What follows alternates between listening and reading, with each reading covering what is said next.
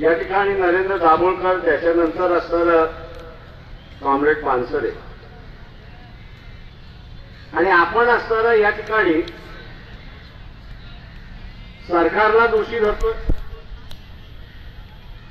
पोलिसांनी तपास केला नाही म्हणून पोलिसांना आपण असताना या ठिकाणी धारेवरती धरतोय.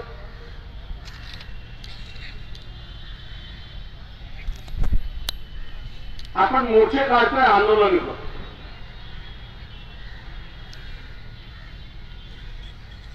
सरकारच्या विरोधात ह्या कुठलाही मोर्चा नाही.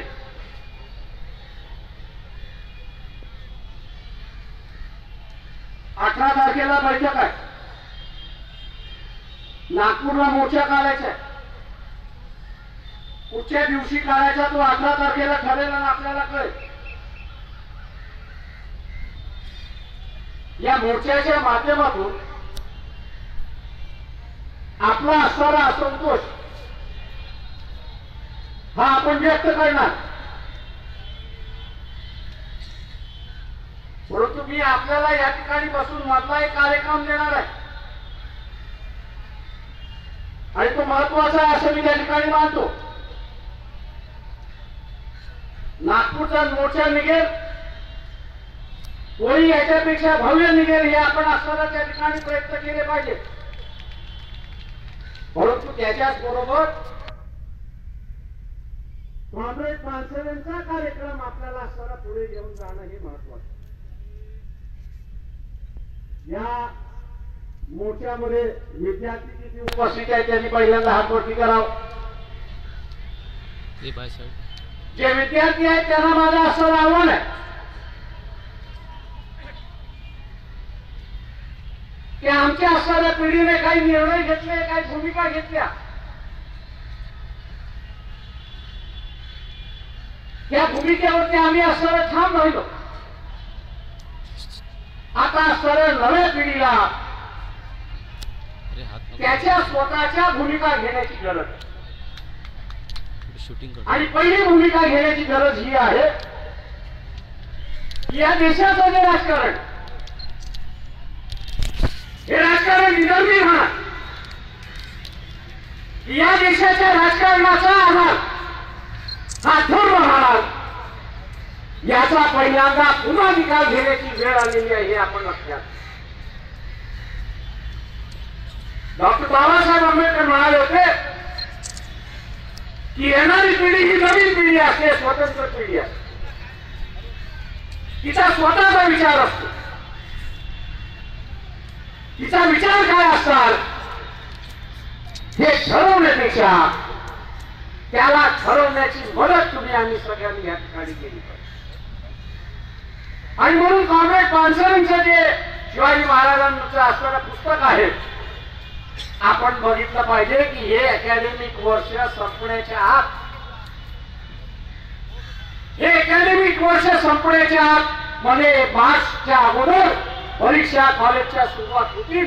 या कॉलेजच्या परीक्षा सुरुवात होण्याच्या अगोदर जे विद्यार्थी या ठिकाणी उपस्थित आहेत आणि जे विद्यार्थी या ठिकाणी उपस्थित नाही त्यांच्यावरती मी असणारी जबाबदारी देतोय की त्यांनी या अकॅडमिक वर्षामध्ये या पुस्तकावरचा परिसंवाद त्या कॉलेजमध्ये घडला पाहिजे. हे माझं आपल्या सगळ्यांना आव्हान.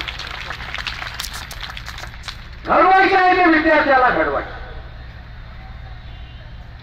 त्यांनी त्याची पुढची दिशा ठरवावी. आणखी विवेकाने त्या ठिकाणी असताना ठरवावी. कोणीतरी त्याच्यासाठी ठरवावी अशी असणारी परिस्थिती नाही. धर्मावरती चाललेल्या राज्यांची काय अवस्था आहे, देशांची काय अवस्था आहे हे आपण सगळेजण त्या ठिकाणी असताना पाहत आहोत. कॉम्रेड पानसरे येणाऱ्या पिढीसाठी एक मार्गदर्शन होते. जे काही येणाऱ्या पिढीचं ब्रेन वॉशिंग चाललं होतं त्याला कुठेतरी थांबलं पाहिजे आणि म्हणून त्यांनी असताना पुन्हा नव्या पिढीसमोर शिवाजी महाराज उभा करण्याचा असताना त्यांनी कायच त्या ठिकाणी धरला, लिहिला आणि आपल्या समोर त्या ठिकाणी असताना मी दुसरं याच्यामध्ये असताना या ठिकाणी म्हणणार आहे.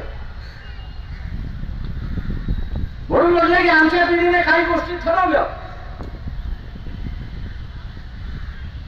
नथुराम गोडसे की महात्मा गांधी आमच्या पिढीने इथला असताना महात्मा गांधींनी ठरवून दिलं की निश्चित केलं की हेच आमचे असणारे नेते आहेत आणि हेच या देशाचे असणारे राष्ट्रपिता आहेत. आज नव्याने पुन्हा असणारा हा वाद त्या ठिकाणी सुरुवात झाला. नव्याने पुन्हा असणारा हा वाद सुरुवात झालेला आहे. हा नव्याने सुरुवात झालेल्या वादामध्ये सुद्धा मी असं म्हणेन की विद्यार्थ्यांची भूमिका ही त्याच्यातली स्पष्ट राहणार आहे, महत्वाची राहणार आहे. तरुण पिढीची असणारी भूमिका त्या ठिकाणी महत्वाची राहणार. आणि म्हणून उद्याची असणारी एक 5 वर्ष 10 वर्ष आपण असणारं जर पाहिलं तर या देशामधला सगळ्यात मोठा मतदार कोण असणार आहे तर हा विद्यार्थी म्हणून त्या ठिकाणी राहणार आहे. 30ला 35ला माणूस त्या ठिकाणी राहणार. आणि म्हणून ह्यालाच उद्देशून आज आम्हाला असणारं हे आंदोलन या ठिकाणी यशस्वी करा. माझ्या अगोदरच्या वक्त्याने या ठिकाणी जसं मांडलं की आम्ही असणारा खून का बदला खून नाही म्हणत. इथे माणसांचं परिवर्तन होणं हे त्याच्यातलं महत्वाचं. आणि माणसांचं परिवर्तन व्हायचं असेल म्हणून आम्ही शासनाला सांगतोय की इथे असणारा ज्या काही हिंदू संघटना आहेत त्याच्यातल्या असणाऱ्या काही संघटना फार चांगलं काम करतात. लोकशाहीला मानून ज्यांच्या असणारं कामकाज त्या ठिकाणी चाललेलं आहे. परंतु काही संघटना याच्यातल्या या आता हळूहळू अतिरेकी भूमिका घ्यायला लागलेल्या आहेत.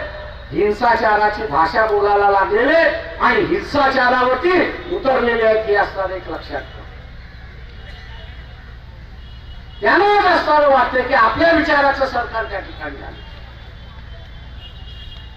पण सत्तेवरती बसलेल्याला माहिती आहे की आम्ही काही मतदान आम्हाला आमच्या विचारावरती मिळालेलं नाही. तर मागचं सरकार अत्यंत गलिच्छ होतं, लोकांना नको होतं, नवीन पर्याय काहीतरी पाहिजे होता म्हणून पर्याय लोकांनी त्या ठिकाणी स्वीकारला. आज मी या सगळ्या धार्मिक संघटना लोकशाही मानतात या सगळ्यांना असणारा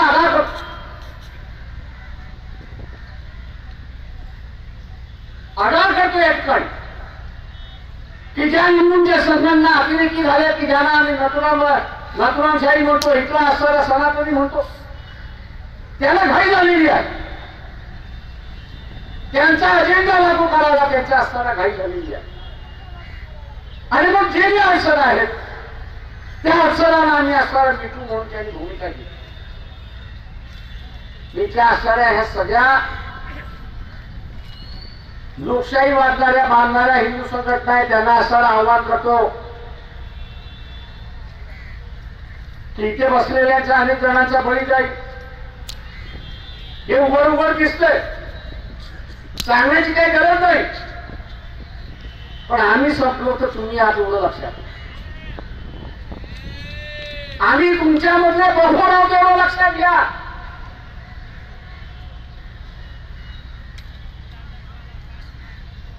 आता हे बफर संपवायचं की न संपवायचे तुमच्या हातामध्ये आहे. आणि बफर राहिला पाहिजे असं जर वाटत असेल तर नरेंद्र दाभोळकर आणि कॉम्रेड पानसरे ह्यांना कोणी मारले याची माहिती इतरांभूत तुमच्याकडे पूर्णपणे माहिती आहे. मी दुर्दैवाने इथल्या असणाऱ्या पोलीस खात्यात पोलीस खाता इथला असणाऱ्या ट्रेडिशनल पद्धतीने इथला असणारं कामकाज करत. नरेंद्र दाभोळकरांच्या हत्येच्या नंतरही आणि कॉम्रेड पानसरेंच्या हत्येच्या नंतर जो आयोग होता इन्व्हेस्टिगेशन ऑफिसर, या इन्व्हेस्टिगेशन ऑफिसरला असताना मी विचारलं पकडलं कोणाला, ते म्हटले 5-6 पकडले. म्हटलं हे पकडलेले सराईत गुन्हेगार आहेत की नवीन गुन्हेगार आहेत? ते म्हटले सराईत गुन्हेगार आहेत. म्हटलं जी काही सुपारी देण्यात आलेली आहे यांना मारण्याची, म्हटलं ही सुपारी सराईत गुन्हेगारांमध्ये देण्यात आली होती का हे पहिल्यांदा मला सांग. तेवढे आम्ही अनेक जणांना पकडलं, कुठेही सुपारी आलेली आम्हाला दिसली नाही, मिळाली नाही, माहिती नाही. आणि म्हणून ते आयोगाला असताना म्हणाल होता, महाराष्ट्र शासनाला मी असताना सांगू, या ज्या संघटना अतिरेकी झालेल्या आहेत त्यांनी स्वतःच क्रिमिनलायझेशनचं जग निर्माण केलं. एवढं असताना आपण लक्षात घ्या, त्यांचं क्रिमिनलायझेशनचं नवीन जग निर्माण झालेलं आहे. आणि या क्रिमिनलायझेशनच्या नवीन जगाला जर शोधायचं असेल तर पारंपरिक पद्धत या ठिकाणी चालणार नाही. आणि म्हणून आम्ही शासनाला असताना म्हणतोय की ज्या एसआयटीकडे आपण संशोधनाचं काम दिलंय त्याचं काम अत्यंत गलिच्छ आहे. 9 पकडले, त्याच्यापैकी 8 सुटले. हा जो पुण्यातला बेस्ट बेकरी मधला मुंबई हायकोर्टामध्ये चाललेला आहे, बेग नावाचा असताना जो लातूर मध्ये बीड मधला मुलगा पकडलेला आहे, उद्या त्याला हायकोर्टाने बरी केलं तर माझ्यासारख्याला आश्चर्य वाटणार नाही, कारण त्याच्या संदर्भात कुठेही पुरावा मिळालेला नाही, कुठेच पुरावा मिळालेला नाही. या म्हटलं ही जी एसआयटी आहे ती सामान्य गुन्हे शोधण्यासाठी आहे. अशा पद्धतीचे जे गुन्हे होतात आहेत हे जर शोधायचे असेल तर एक नवीन व्यवस्था पोलीस खात्यामध्ये निर्माण करावी लागेल. हे आपण लक्षात, एक नवीन व्यवस्था इथे असताना निर्माण करावी लागेल की तिच्या डोक्यामध्ये पहिल्यांदा धर्म नसेल, तिच्या डोक्यामध्ये पहिल्यांदा धर्म नसेल, तिच्या डोक्यामध्ये काही असेल तर धर्माच्या नावाने जो असताना नंगानाथ जगभर चाललेला आहे तो भारतात येऊ नये अशा विचारसरणीचा पोलीस अधिकारी जर नेमला तर म्हटलं ही केस क्रॅक करायला अजिबात वेळ लागणार नाही. हे आपण असताना लक्षात. पण दुर्दैवाने सरकार आणि पोलीस खातं, सरकार आणि पोलीस खातं मध्ये काँग्रेस राष्ट्रवादीचं खातं होतं असेल किंवा सेना बीजेपीचं सध्याचं असणारं सरकार आहे, अशा रीतीची माणसं उभी राहिली, संघटना उभ्या राहिल्या हे कबूल करायला तयार नाही अशी असणारी परिस्थिती. मी शासनाला आणि पोलिसांना विनंती करतो की हे एका बाबतीत उभे राहिलं तसं तुम्ही म्हणत असाल तर चुकीचं आहे. 85-86 साली पहिल्यांदा जालन्याच्या कपड्याच्या फकीराच्या मशिदी समोर ज्यावेळेस ब्लास्ट झाला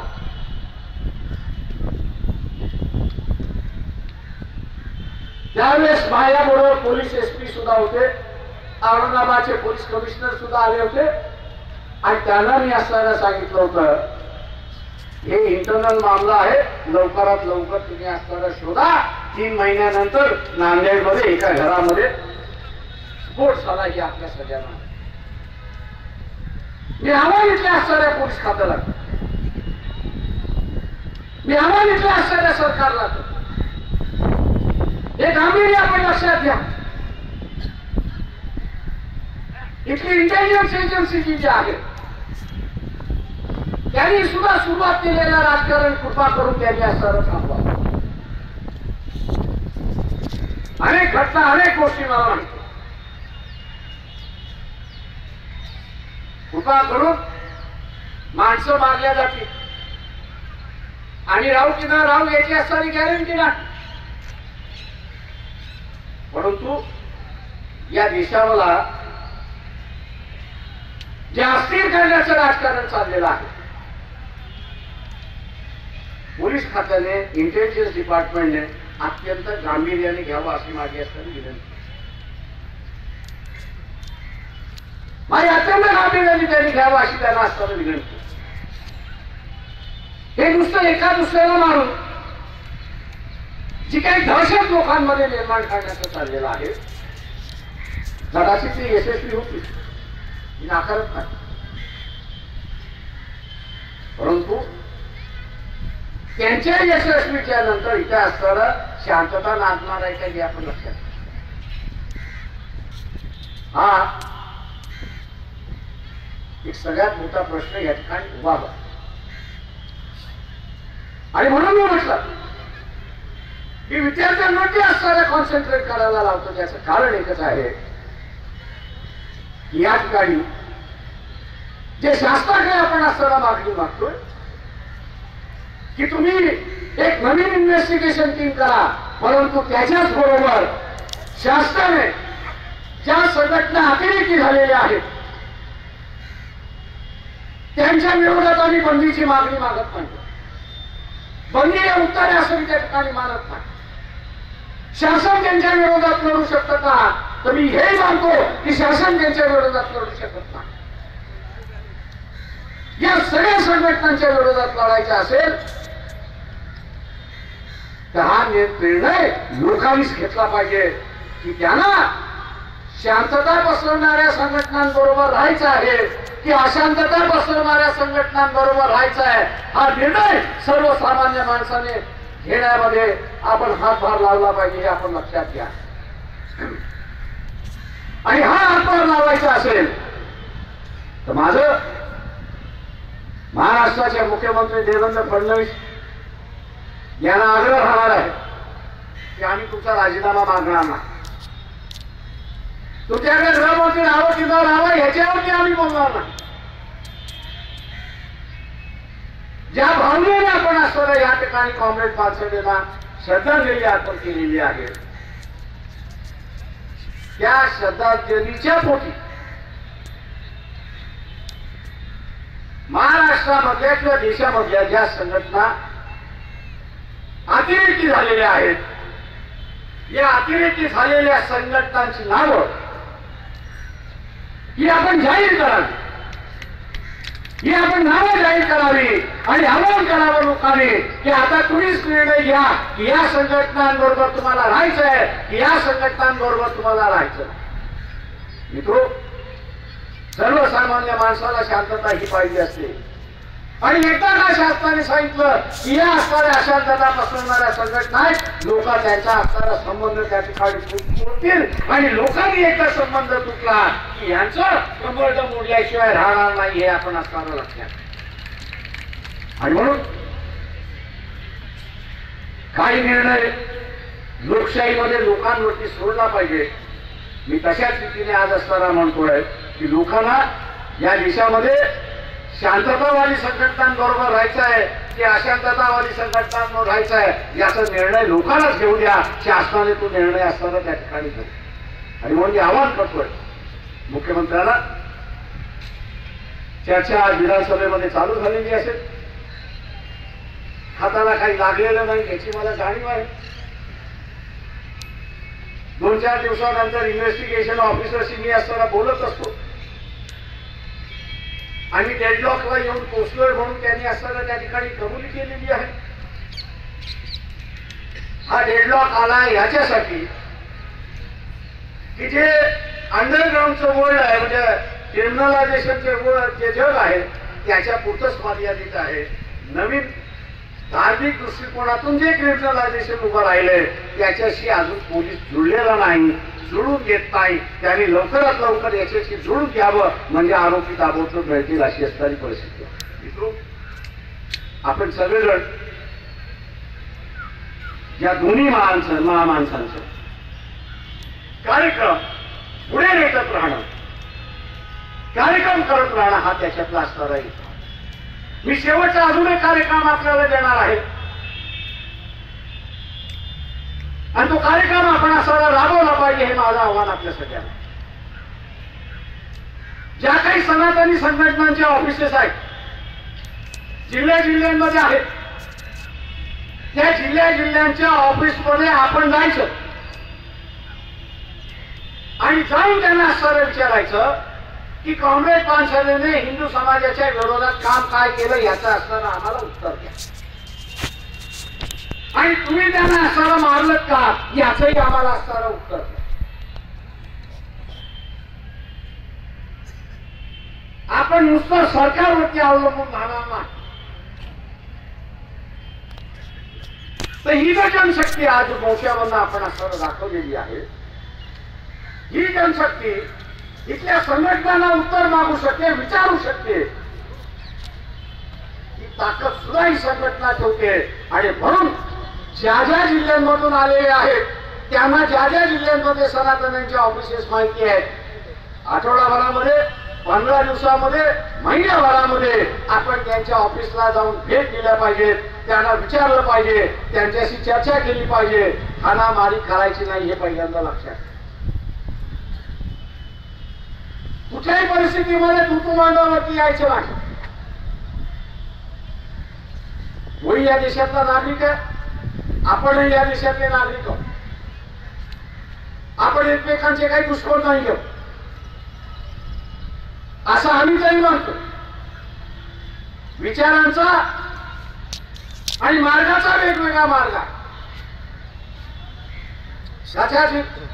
मिटणारी नाही पण आम्ही एकमेकांचे मार्ग समजून घेऊन एकत्र चालू शकतो राहू शकतो अशी असणारी परिस्थिती आहे आज हिंसाचाराची गरज नाही हे आपल्याला तिथे समजावून देणं बिंबवून देणं हे महत्वाचं आहे आणि म्हणून जे उपस्थित आहेत ते दोन्ही कार्यक्रम राबवतील अशी अपेक्षा बाळगून मी आपली सगळ्यांची रजा घेतो